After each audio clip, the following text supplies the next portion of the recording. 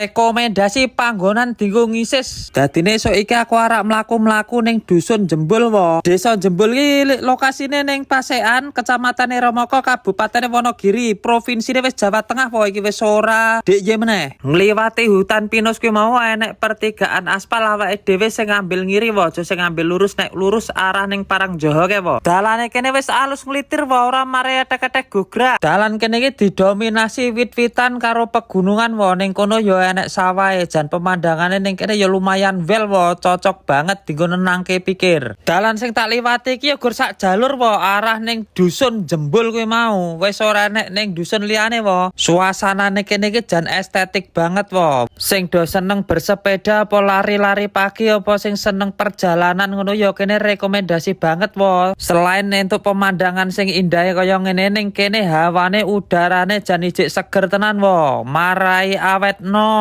Sawise awake dhewe mlaku lurus terus ning kene ketemu desa lah ya kene iki sing diarani Desa Jembul wo. Ayo tak jak mandek ning omahe warga Jembul kene wo. Pumpung agi do wedangan iki. Ning nggone Pak Katimin wo. Malah digaweke kopi pacitane kacang godhog lah sak wele wo iki wo jan. Delalae ning kene ya agi gawe warung wo, iki agi do sambatan. Suasanane jan ngelingke kaya jaman dhisik wo ning kene wo. Ya wis ya wo, ngono wae ya wo. Semoga informasi ini bermanfaat. Ojo lali nek video iki bermanfaat di-share sing sak oke-oke wo. Ya wis ya wo, ngono wae ya wo. Pareng.